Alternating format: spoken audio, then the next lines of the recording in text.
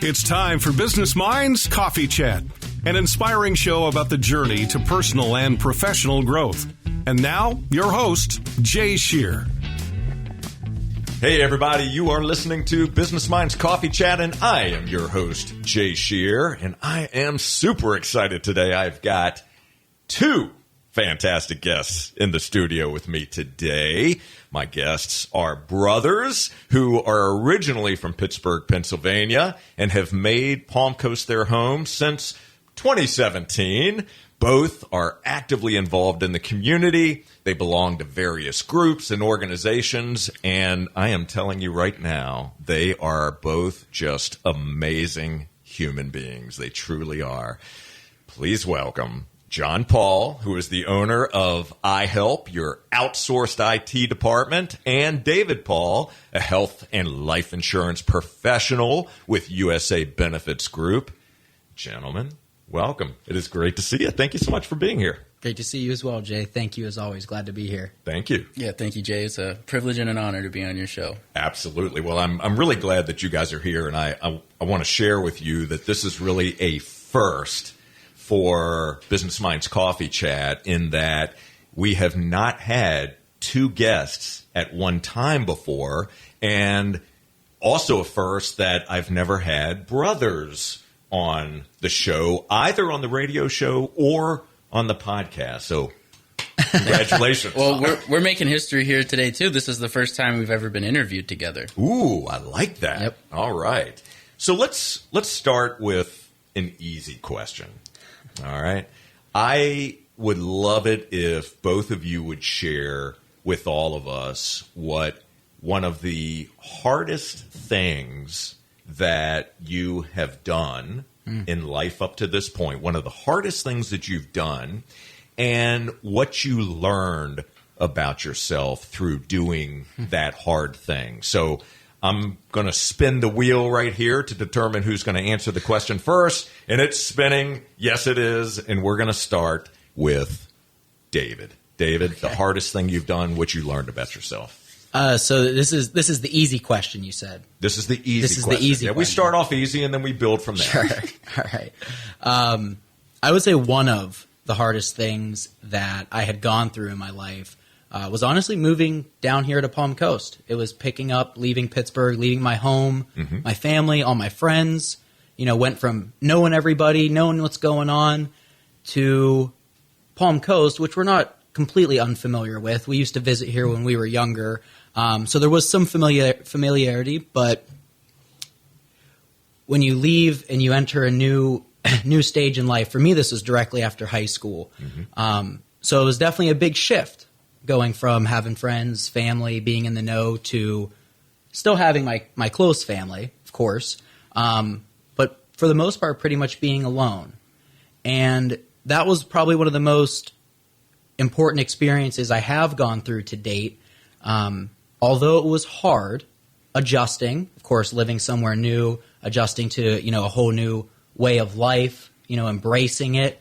It put me in a position where I had never, of course, been that isolated before, because you're always surrounded by other people. You could call it distractions as an easy term, but just things that take you away from potentially yourself. In that process, it allowed me to learn more about myself, dive deeper into myself. Give me an example. Sure. Well, for one, I was used to being able to go and see a friend, right? Anytime I wanted to. I always had people around. And when I was here, that whole opportunity was gone. So there was the learning curve of being more alone and enjoying being alone, which I know it can be potentially a struggle in some instances, but for me it was the healthiest thing I had ever done, because it really changed my whole mindset moving forward, because now anyone that I was going to come in contact with, whether it be a friend, a business connection, whatever, there was a lot of weight there, because I had now had this new outlook on my life of enjoying myself to a higher higher amount than I had before. So anyone that came into my life, there was a bigger filter of what are you adding to my life? Are you taking anything away from my life, or is it making it better than me just being alone? And there are a lot of people who we as people tend to fill a lot of gaps in our lives with various things, and people can certainly be one of them. And you can easily get to a point where you feel like somebody is better than nobody. And that's not always the case, because if that's your mindset, you can inadvertently allow maybe not the best relationships or even toxic relationships to creep into your life, where now I have this filter of, is this something that's really adding value to me? Is it going to, bring me to another, a higher level? Is there something I can learn from this person? Do I just enjoy being around them more than myself? And I have just carried that through and through in the past 7-8 years, which has really put us in, I'm really blessed to be able to say this. It's definitely all thanks to God, but, just surrounded by incredible people in my, personal life, people I'm incredibly lucky and blessed to be able to call friends, business relationships that, I'm honored to, be a part of and work with. And I think that was a very foundational thing in the myriad of steps that were taken after that. So I would say that's probably one of the hardest things I went through, and an endless amount of things that I've learned from it. But to keep it somewhat short for the show, I'll stick with that. I love that. That's a great response, and what a great lesson to learn as well. And very early on. John Paul, same question to you. The hardest thing I've done, it'd have to be, I'm sure there's a better way to say this, but going my own way. That started back in my days at school, and kind of it was not hard in the sense that I didn't feel the resistance myself to go that way, because that's the way I wanted to go, and do things my way and follow my own compass. Kind of, it was difficult to filter out the noise of everybody telling me what they think I should do. My parents were supportive, but they were both first generation in their families to go to college, so college was very important to them. School was important, and I remember the feeling, as early as like middle school and high school, where I realized I was learning more on my computer than I was in class. I really wanted to get a job as young as possible. I think the school had to fill out paperwork so I could get a summer job as a clerk at a country club. It was my first official job. And by the time I was in high school, I just really got set in my mind, these teachers and everybody with all these opinions about what I should do and what I should be interested in and what's a good career and what's a good life, to question that and to have the courage to follow my own intuition as to what I wanted to do. And even, today, I mean, jobs look appealing. PTO sounds awesome. Everybody says, it must be nice being your own boss. And you don't think about all the costs with that, and that you never really get a true week off ever.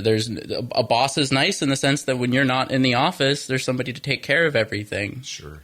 But that listening to myself and then having the courage to do what I felt like I wanted, regardless of everybody in my life, especially of high school. The only way to have a good life is to get a degree from the best school that'll take you, and then get a job for a company that cares about you, and then you'll get a pension and you'll be living good by the time you're 65. I knew I was taking the harder route. It seemed appealing at the time because of how much I didn't want to do that, but to place your faith in your place your faith in yourself and be the dealer of your own cards is scary. And I'm thankful that I had a lot of support, and I do have support now. And not to say my parents did support me. They just thought me going to school was supporting me, and had to, over the years, prove to them that probably wasn't the best path for me. And as I sit here today, I'm very glad I didn't take that path. So, question for you to continue that thought for just a moment. At what point did you feel that your parents accepted, not only accepted the fact that you were going to make your own decisions on how you were going to live your life and you were going to follow your own compass? At what point did they realize that you actually made the right decision, that you knew yourself well enough, and that they not only accepted it, but they realized that, hey, he was right on this? The jury's still out. I'm not even 30 yet. Maybe at 60, I'm going to look back and say I made the wrong decision. Who knows what the next text message or phone call is going to be? But I think the point that it started really shifting, and to me, the metric was always how much I hear about, like, maybe you should still take a class, maybe finish the degree. Something to fall back on. Yeah, when that started fading away, I think it was really when they saw just how unbelievably busy I was able to keep myself. Mm-hmm. Is that, not going to school and not getting a job, you're going to be sitting around doing nothing. And once I moved back in with them, because I moved to Florida, I was here for about a year and a half before they moved down. And so around when I was starting the business, and I really wasn't too busy for a little bit. But then it got to the point where it was like, okay, yeah, what is school possibly teaching you? And they hear the situations that I'm in, the what's being asked of me, the different people I'm doing business with, and I think they started to realize, like, no, like, this is the MBA. Right. Dealing with real customers and real problems and real bills and real money. That's the MBA. It's not theory. Yeah. It's real life. Well, that's good. I appreciate both of you sharing that. So between the two of you, which is older? John Paul. That's okay, me. So you're the older of the two. So I'm going to put you both on the spot here for a moment. And if you guys know each other better than anyone else knows the two of you, right? Okay. So as you look at each other today and you think about the men that you have grown into, the kind of people that you are, your character, so on and so forth, I would like, John, I'm going to start with you. I'd like you to share with David just one area that he can improve. On. And I'm serious. As you look at him, think about one area that you feel that he could improve upon, but then also share an area that he just completely excels and is further ahead than where you are. And then we're going to do the same thing with David, speaking to you on that. So number one, the area that can be improved upon, and number two, the area that excels and is even better than where you are today. What a good question. Yeah, can I start with the area he excels and then go back to the thing to improve? You can. Okay. If that's the order you would prefer. That's the order I'd prefer. Okay. Yeah, over the last couple of years, watching David pick up health insurance and go through the similar ringer that I went through when I started my business, it just blows me away how much of a sponge he is, how dedicated he is to the hours that he puts in are insane. Most people don't see him. I barely see the hours, and sometimes weeks go by, I barely see him. I mean, especially during open enrollment. I mean, he's making phone calls till 9 o'clock at night. He's waking up before me, going on a run in 30-degree weather, starting his day with that, go to the gym. And, while I'm While you're not doing those things. Well, I definitely don't start my day off with a run. Okay. There are days I start before him. Okay, so in terms of where he excels, he's a sponge, he's disciplined. Disciplined. Right? I would say he's more disciplined than me. Okay, fair enough. So then tell me the area that you feel that he can improve upon. I think the area that he and probably most people can improve upon. No, let's not. Most people. Let's not talk most people. We're talking specifically David. David is balance and balance. Give me more context. Balancing work personal. Okay. I don't think that's an easy thing to do, and I think the stage that he's at, it makes sense, and he should be tipping the needle to the other side of more business than personal. Okay. I think that's thinking back to when I was in that zone, it's very easy to make everything seem more important than what's going on in your personal life. And I think that's I don't want to say a trap, but it's something to keep your eye on and something I try to remind him of from time to time, that it is important to make plans with people and, have a social life and value the things like going out to eat and taking. I don't want to say it's taking some time off.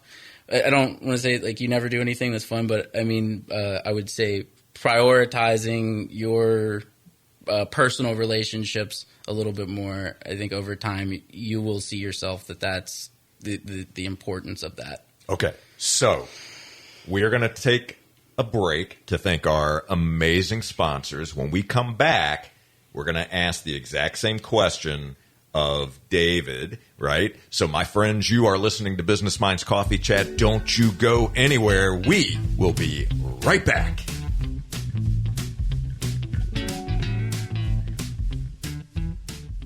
This is Jay Shear. Are you a business owner or entrepreneur trying to figure out how to improve and achieve greater results? If so, I'm speaking to you. I provide the tools, coaching, and accountability you need to gain clarity around your personal and professional goals, remove the excuses holding you back, build the mindset, leadership skills, and proven strategies to grow your business and become the best version of yourself. To learn more or to apply for my coaching services, call 904-236-0431 or visit jshearbusinessconsulting.com.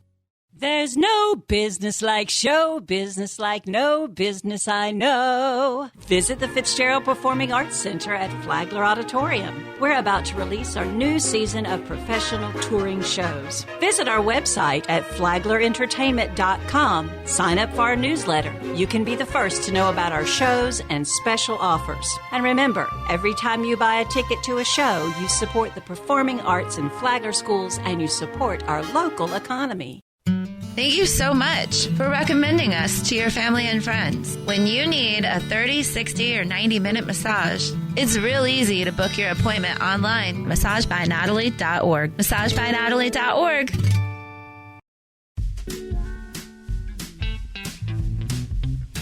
All right, we're back. And again, you're listening to Business Minds Coffee Chat, and I am in the studio today with my very special guests. It is a double bonus today. We have both David and John Paul here in the studio with me. What a great conversation we have been having, and we're going to continue that conversation right now. So, David, right before the break, you heard your brother's response to you in terms of the area that he feels that you could improve upon and also the area where you excel and where actually you are further ahead than he is. I'm asking you the same question about your brother. So speak to John. What is an area that he can improve upon and then the area that he excels and is further ahead than you? Okay, sorry to do this to you, Jay, but I'm going to take the same route that John went, and I'm going to start with what I think he does really well, and then what he can improve upon. Can I ask one quick question? Of course. All right, I didn't ask you this, but you did the same thing. Why are you starting with the area that he excels in and then going to the area that he can improve upon? Just super quick. I just want to know your mindset and your rationale. I think with most people, before you give a criticism or anything like that, it's always best to say what you really admire. Right, because it's not like I'm not trying to tear him down or anything, but it's from the heart. That way, I feel it's more loving. Beautiful. I didn't want to make any assumptions. I thought that was the reason, but I wanted you to share it. So thank you. I'm sure he would say the same. Okay. No, I was going to say the context. You needed the context of the positive to understand the negative. But, Okay. Oh, okay. And it was All right, nice. that too. So I'll go with nice. It was nice. Of Okay, me. so go I'm a ahead good and brother. share. Yeah. Well, I mean, I do think there's many things that John does very well, and I'm honored to have him as a brother. He's actually someone I've looked up to. He knows this. I've done presentations about this, but he's someone I've looked up to obviously my entire life. And holding that role, I think, is very hard, right? Being an older brother, for the older brothers out there that are listening, like, you do hold a very special place in the rest of your family. So to wear that title well, not always the best, but well is a very noble thing. So I'm just grateful for that. I obviously known him my whole life, and I would say better than anybody else ever will. And I'll pick two things. I think and if you've talked with John, his intelligence is very high, and it's not just an IQ standpoint. I mean, I think his overall intelligence and spirituality and life experiences and business experiences. I mean, he is the sponge. He can read a book and he'll be able to reference paragraphs months later that I think most people, including myself, we would forget. And with wielding that intelligence comes his emotional quotient, which is what I think separates him from most people I know or whatever come in contact with, is how loving he is, what a big heart he has for people. It's remarkable. And I know that's an area I could improve on more, and I always strive to, and I'm glad to have him for that. And the area I would say he could improve on ties into how good of a heart he has, because I think at times you're so giving and so you try to do so much for so many people. At a certain point, you have to be the priority, which I think for myself is easier, and I know for you is more difficult.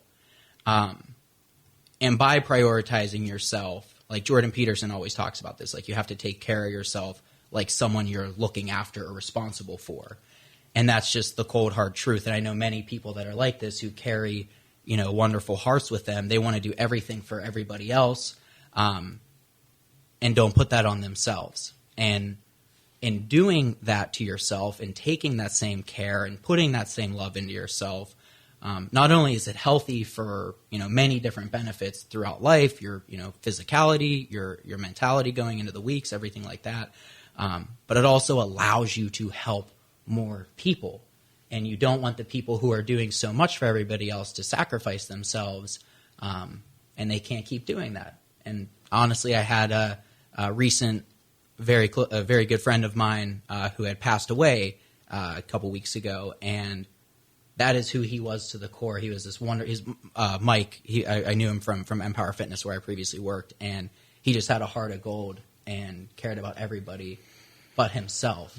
And it's one of those situations where, like, you love the person so much and you're so thankful for them, but they need to do some things for themselves because you want to see them around. You want to see them, being able to contribute and keep living out that legacy. So I could talk forever, so I'll stop myself, but I would say that's the many areas you do very well, and I would say the main one that I see today that needs improvement. I love the fact that the two of you communicate so well together, and that it's clear that you are, you're brothers, but you also share with one another, right? There's a tight unit here, and that you openly communicate about each other to each other. I love that. I think that's a fantastic attribute to have. Is there anything that either of you have not shared with one another that you either would be kind of feel either not fearful, but just feel weird about saying to one another? Is there? I'll jump on this one first. Okay. To be honest with you, and maybe he feels different, we'll hear from him. But I don't. And this kind of goes back into our maybe strengths and weaknesses is I know one thing that I'm strong in, and he'll attest to this. I say things the way I see them, whether it's right or wrong, and I don't sugarcoat a lot. And I do look at that as an honorable trait, because there's going to be a lot of people that come into your life and you never know if they're telling you the truth. They might tell you what you want to hear, and I definitely take that of, if there's any person who's going to talk to John and tell you what you don't want to hear, I'm okay to do that. And I could be wrong sometimes, and that's Sure. part of it. So even the whole dialogue of, what do we think we need to, improve on or do well, I think the improvement side of things, there's a longer list, and I would say most of it we know, because I think they're things that we openly share about each other, because if you can't tell your brother or family these things, who can you talk to? Then you really have nobody. Sure. What about you, John? Oh, I mean, I think that's the true value and benefit of having a brother your entire life is it's a constant source of feedback. Everything.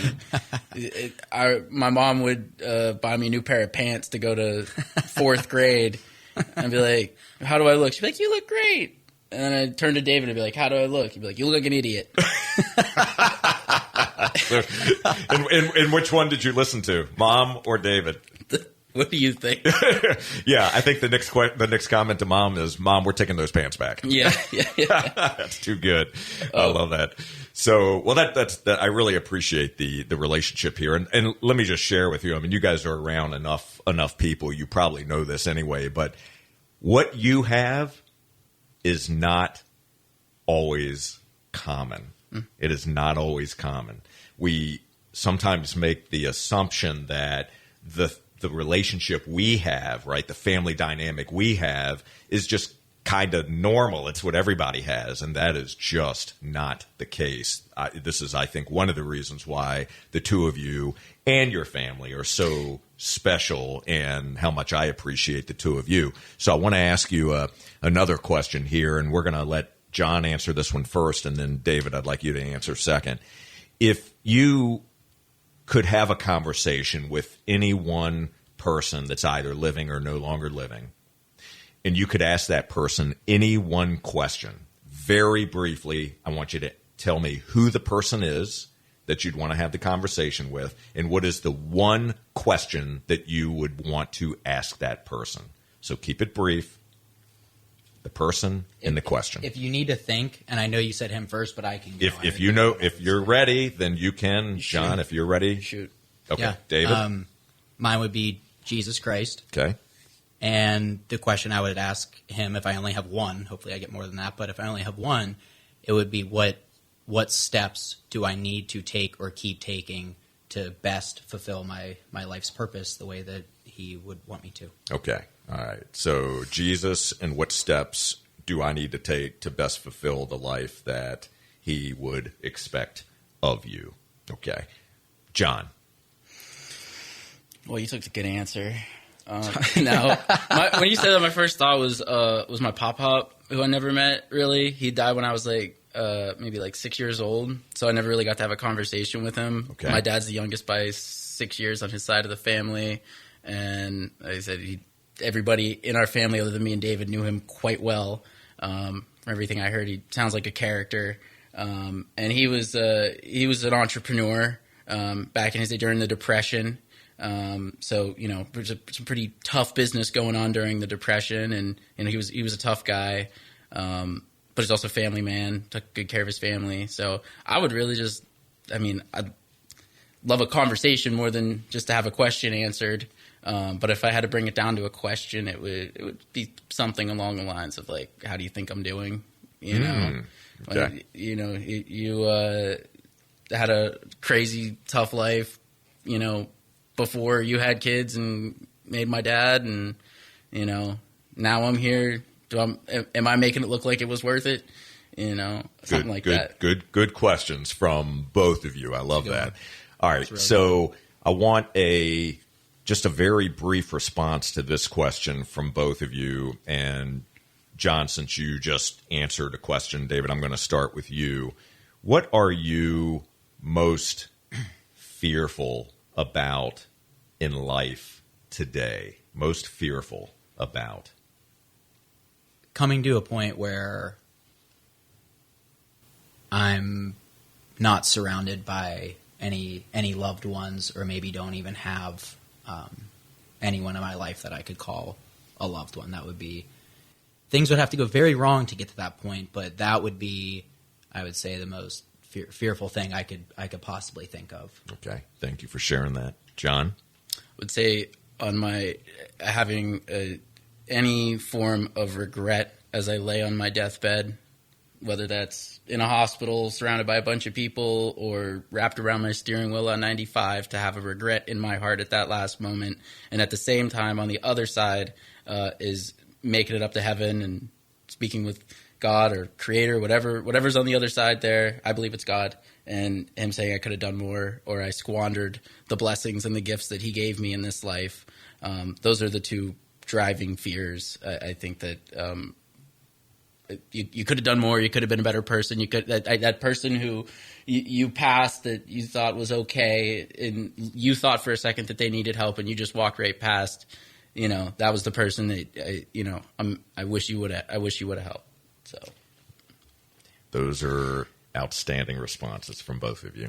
We're good brothers. You mentioned that this is not common, and to have a brother like this. And our parents were amazing growing up. That was always the biggest thing for them, is that we were getting along, and we never had strong negative feelings towards one another. They encouraged us to be best friends. And Jonathan and David in the Bible were best friends. That's how we got our names. That's how I got my name. That's how we got his name. But they always encouraged us to be good friends and close and take care of one another and look out for one another. And I say today in adulthood, we're doing that more than when we were 10.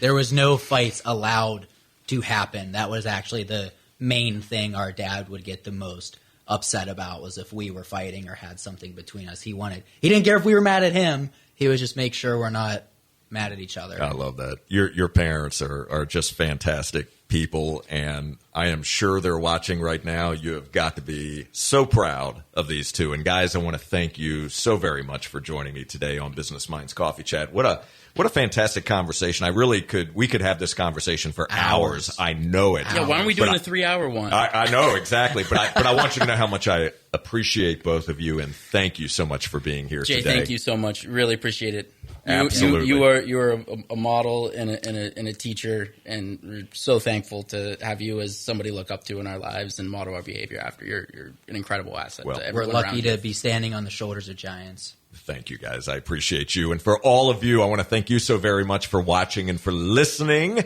to Business Minds Coffee Chat. We will be back next Saturday morning at 8:30. And until then, my friends, keep learning and growing. Make sure that you are kind and loving to one another. And we will see you on the next episode. Keep reaching for your potential. Take care, everybody.